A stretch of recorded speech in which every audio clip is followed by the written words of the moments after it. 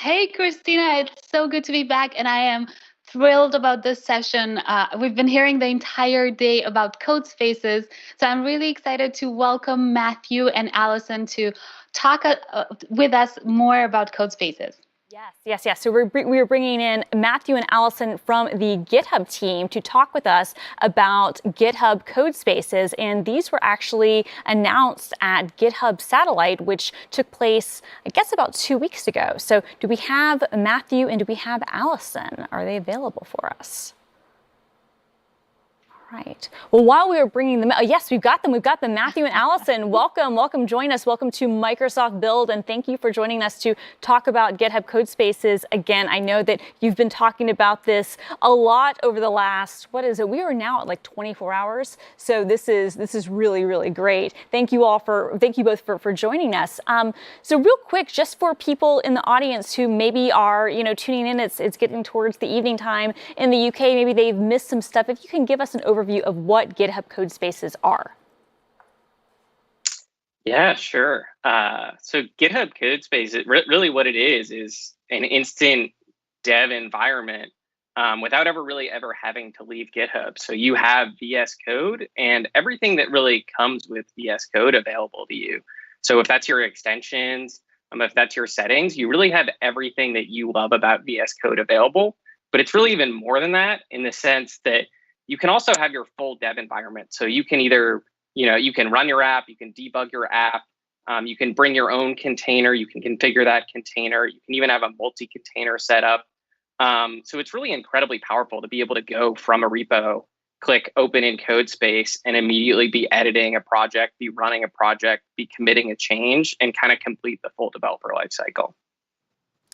No, that's so great. And Allison, I've been playing around with this for a couple of weeks now, and it's really great. And I've really appreciated it because it saves me so much time. What are some of the use cases that you've all seen and that you kind of anticipated of why people would want to use Codespaces? Yeah, there are a ton of use cases. Is it possible for Matt and I to both show you a couple of demos? We would love to see some demos. Show us some stuff. All right. So let me share my screen. I'm excited for all the demos.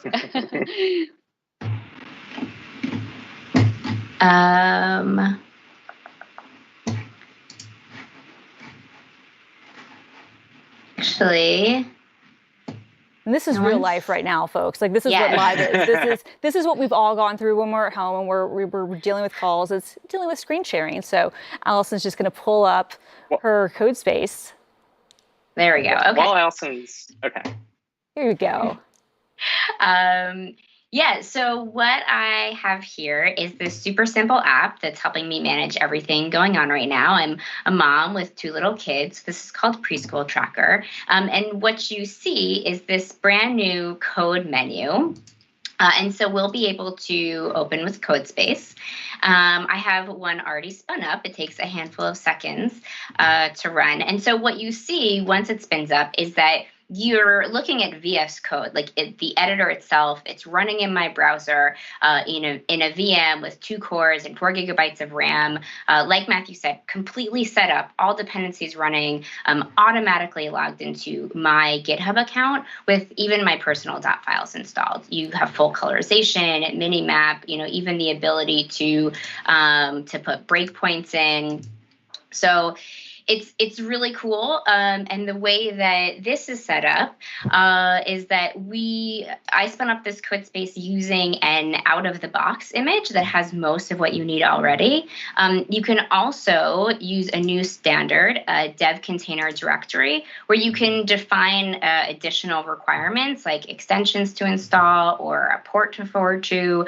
And if you want even more customization, and to really tailor your setup, you can create a Docker file in your repo that dictates a custom image that's used to create this container. So in addition to all of this, we can open a terminal. And you see that my bash prompt is custom, and that's again because my dot files are here, right? So if a dot files repo exists in your GitHub account, then Codespaces makes an immediate connection and copies them into your Codespace. This includes shell aliases and any other customizations that make your developer flow yours, so it always feels like home. I can hover over this URL and click on it. And you'll see that the URL is localhost, but we are in the cloud. And so what's happening is we've specified in the dev container that we want to run this app on port 3000 and then forwarded that port on from your cloud hosted machine securely to you so you can see it running live, just like you would locally. Very cool. We'll make a change. Yeah, it's super cool. We're going to make a quick change. And so that's going to be this meeting title that's right here. I don't need the meeting title. And so I want to come back into my code and delete that meeting title. And then you can see, if I come back in here and refresh, that meeting title is gone. And even cooler is that you can even commit and push from here. So I can go back here. I can use the Git extension. I can create a new branch. So we'll call this branch meetings. And I can stage it and, delete meeting title, commit it, and push it. And now that so we've done a ton of stuff, right? Like we've cloned a repo, we've set up an entire cloud environment that functions just like our local one would. We've spun up a server, we've made a code change, we've committed, we've pushed, and then we've got this handy dandy button right here so that we can go back to our repo and see that change is committed and pushed and ready to go. So it just allows people to maximize the time that they have available so much. And now I'm going to stop sharing and hand it over to Matthew, who has even more to show. Yeah, show us what you've got, Matthew. Sure. All right. So wasn't even available when we did this. Wasn't even available when we did this. Wasn't even available when we did this. Wasn't even available when we did this. Wasn't even available when we did this. Wasn't even available when we did this. Wasn't even available when we did this. Wasn't even available when we did this announcement only 2 weeks ago at Satellite, which is the ability to use DockerCompose to basically configure your environment for a multi-container setup. So I'm going to take this project that I have and I'm going to open it in a code space that I already have. The really great thing you're going to see here is that this project is a set of haikus. They're haikus about my dog. Nice. But there's which is great. But there's also a database here, and it's a Postgres database, and it's all included inside of my dev container. So what you're going to see is I have a DockerCompose file, and I'm going to make this really simple by just collapsing a few things, just to say there's a web service here running in a container, and then there's the database. So when I actually go and I run this, we have 2 containers running, and we're connected to the web app, so we're going to be able to see and initialize this node process. Gotcha. So it's going to be able to connect those together, basically within your code space. It's going to be able to spin up both of those containers and make them both work together. Yeah, and what's great is that even I am initializing a database here that has all the haikus in it. There are votes on them. I'm initializing them to 0. And so this script all runs, sets up my database so that all I have to do when I start actually running the service is npm start, and we have everything running and available, and my app's going to be connected to my database. So this is pulling, these haikus from the Postgres database.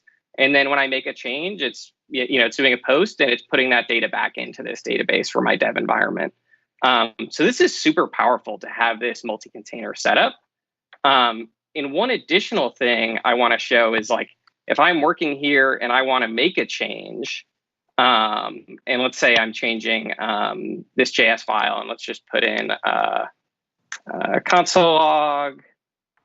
And what I'm going to do is I'm just going to, you're going to see I made a change. I could go ahead and I could push this change. But what I'm actually going to do is I'm going to open up VS Code, and I'm actually going to connect to this code space from my desktop VS Code. Okay. So what I'm actually going to do, yeah, go ahead. No, I was going to say, okay, so are you going to use the remote VS Code extension? Is that what you're going to do? Or how? Yes, I am. So awesome. I'm going to do that. And I'm going to do it actually with the insiders build of VS Code. You don't have to. This works on the regular build. It works on the insiders build. I installed this in my insiders version of VS Code. The nice thing about insiders and VS Code is you can run them side by side and you won't have any issues.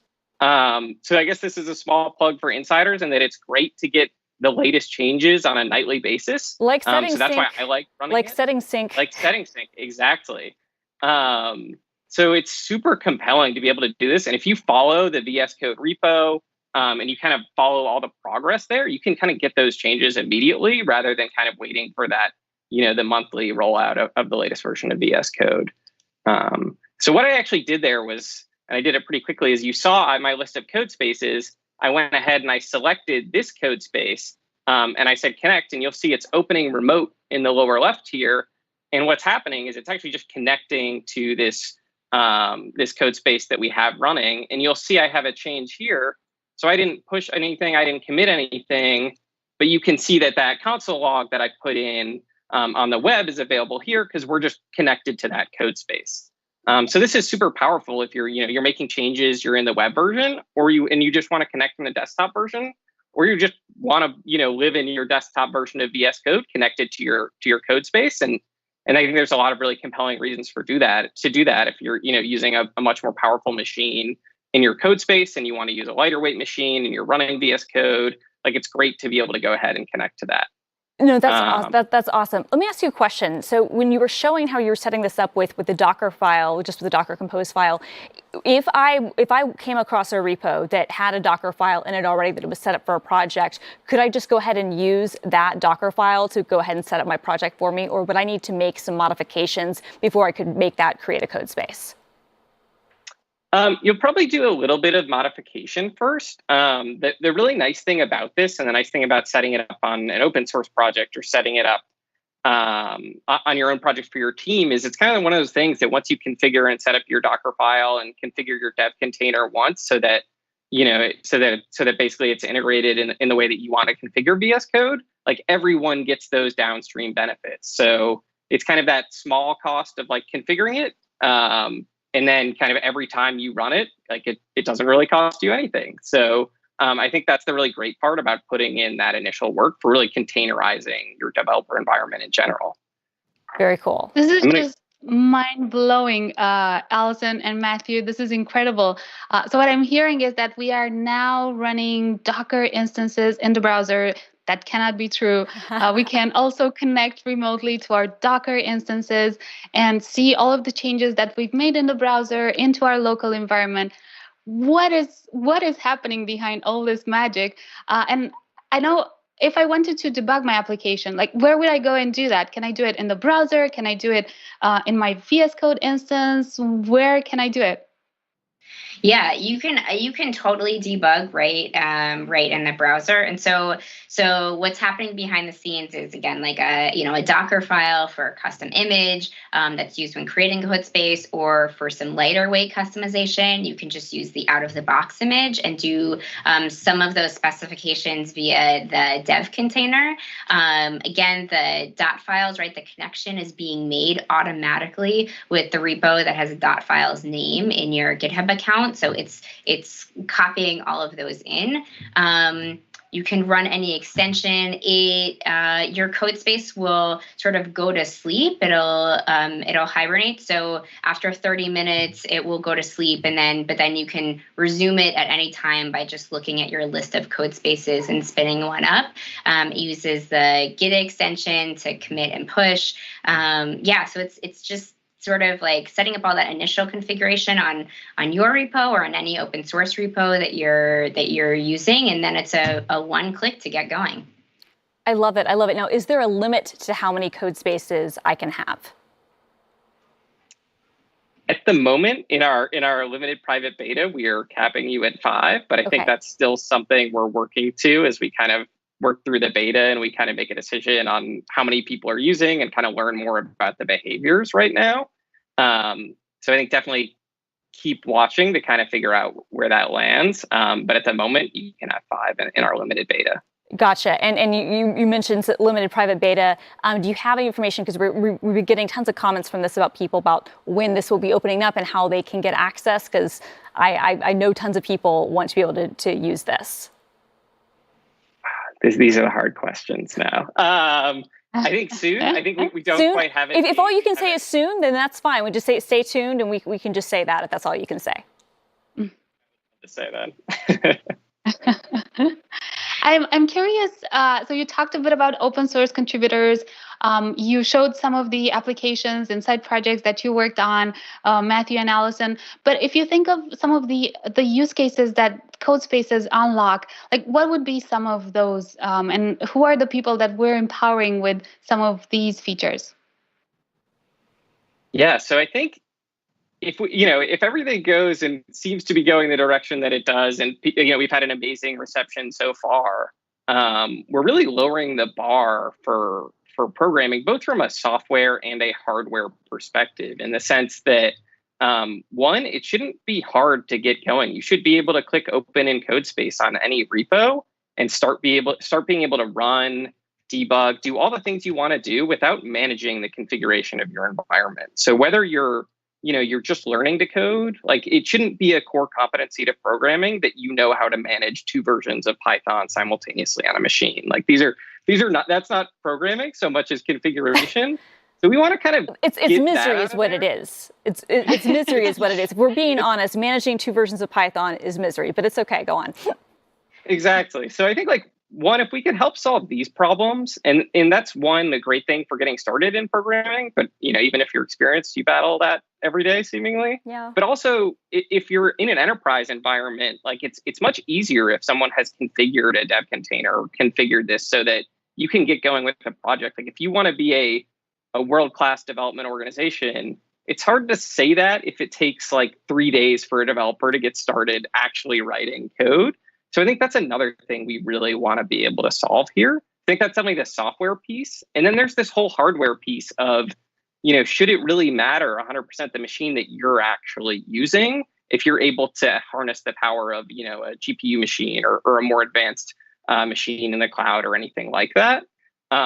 So I think of course, when this was kind of announced at Satellite, iPad came up a lot. I think people were super excited about the idea of using an iPad, using just devices that maybe they aren't able to program on today to be able to do that in the future.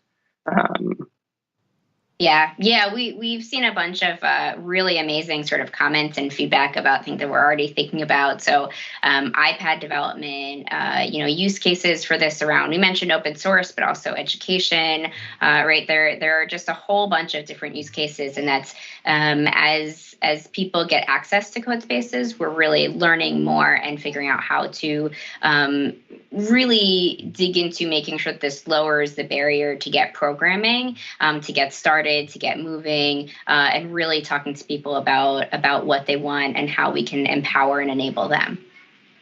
That's awesome. No, it's funny because actually after I saw Satellite, the first thing I did once I got access was I opened up my iPad Pro and I was like, let's try this out. And it worked a lot better than I was expecting. So I know it's not an officially supported thing, but it does work, which is mind-blowing, right? Because to your point, we shouldn't have to be thinking about what sort of hardware do we have and what are the barriers to entry there, so that if somebody has a Chromebook, maybe they're a student or they have some other sort of lower powered machine, but they have access to something in the cloud, they can now, have access to these more powerful computing things and build and code and, deploy just like it's a local host, as you were showing in your demo, with the, it's like my browser doesn't know that it's being tunneled through. It just thinks that it's showing something local, where in the meantime, all the compute's actually happening someplace else, which is pretty awesome. And Christina, you talked a bit about that, where we don't the compute, where is it even? And then we're looking in our browser and in our local, and it looks like we're working with an IDE, but are we really working with an IDE? What's the difference between Codespaces and a regular IDE? I mean, Codespaces is VS Code in the browser, so it really, it sort of is your full ID. You saw that, because we were in a VM, we opened up the terminal, we can debug, like we have all of our extensions. All of that is available to us just in the browser. Yeah, I think definitely there's a lot of extensions that I know that people love to bring with them and that they feel are, very much, it doesn't feel like home unless you have those extensions as well. So whether that's ESLint or Prettier, or whatever those things are that you kind of use and help you shape your code the way you want it to look. And whether if you're in an organization where everyone tries to, hopefully write very similar code kind of in style, like you can bring all those things with you. So it's not just, you have an editing canvas, it's IntelliCode, it's your extensions, it's all those things that you rely on available to you as well.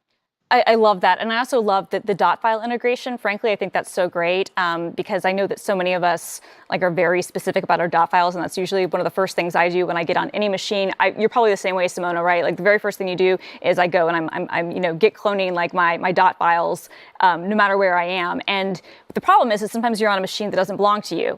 And that's not necessarily the most secure thing to do, right? So this is also kind of a great experience, I would think, for people who you mentioned enterprise earlier. And this is not only, I think, a great way for people in enterprise to be able to spin up and get started on a project instead of having to take 3 days to kind of get to know your dev environment, but also it's a situation where it's like if you are, using a machine that might not be solely yours, and you don't feel fully comfortable having all of your tooling and your tool chain and your dot files and your aliases and your preferences set because you don't want to overwrite someone else's or you just don't want them to have access to your stuff, this kind of creates a much more, a siloed way of doing that that's both safe but also still gives you access to all the stuff you want. Yeah, absolutely. And it's a productivity thing, right? Like when you're on a new machine, when you have that muscle memory of all of your aliases and how you're used to working and, all of those shortcuts that you use. And so, if you're on a different machine and all of a sudden none of that is available to you, it can also be a pretty frustrating experience because you keep typing those shortcuts just because they're muscle memory, they're in your brain, et cetera. And you have to, go back and remember like, wait, I use this shortcut, but what is this? Or so, it also is a productivity thing and makes it more comfortable for you to just work on different machines or, get started quickly, especially if you're making small changes or, things here and there. It's really incredible. And I know what you've just released and you're still in beta and people are still waiting to kind of get started. But as you're building this, would you mind sharing what are some of the key things that are on your roadmap and things that you're excited about building on Codespace? Yeah, I would say probably the biggest one that's getting a lot of enthusiasm is right now in the beta, it's available for individuals. And I think a lot of people want to use this and we know they want to use this in their organization. So that's probably the biggest item coming is that we're going to support organizations and organization policies and things around that to make these super configurable. So that's probably the biggest one. And then I think that we're hearing a lot of excitement again around whether it's things like iPad or things like managing secrets and things like that. So I think those are also in the roadmap and have been a really great source of early feedback from our users. That's awesome. That's awesome. And I know that we haven't really talked about this publicly, but again, we've kind of seen this question. Is there any word on pricing or when we might know more about that? That's also a stay tuned. Stay tuned. Okay, cool. So stay tuned for when you can get access and for more information on pricing. But obviously, Matthew and Allison and the rest of your team, you're taking feedback from users, and I'm sure that that's you're looking and wanting to iterate all of that. Let me ask you. Absolutely. Let me ask you this, as we have a couple of more minutes. So this has been, I guess, kind of available to in your private beta. It was announced, I guess, about 2 weeks ago. What's been the most gratifying, I guess, reaction that you've seen so far from hearing from people who are actually using Codespaces? Yeah, I mean, well, I think initially, and I'll just mention that if you want early access, if you want to sign up for the list to get access, you can go to github.com/features/codespaces. But one of the most gratifying things has just been seeing the tremendous response. I think that people are recognizing that this unlocks a whole lot of doors and opportunities, and it's been amazing watching tweets about it and people's reactions and seeing people sign up and just how excited they are. I mean, that has been incredibly gratifying and amazing. Matt, what do you have to add? Mm-hmm.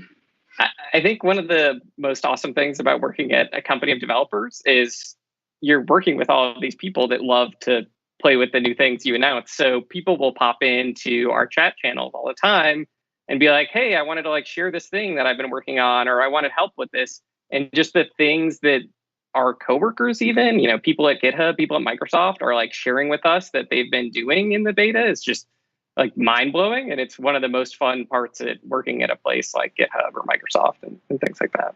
That's awesome. That's awesome. Let me ask you this question. Maybe this is being presumptive, but even though it's still in private beta and people can go to github.com/features/codespaces to get on the list to learn more, if, for instance, I wanted to go through the process of maybe committing a DockerCompose file to one of my favorite repos so that it would be ready for Codespaces, is that something that maybe people should start about doing now, getting their things ready in advance, even if a lot of users don't have access to it yet? Would you recommend that or hold off? What are your thoughts?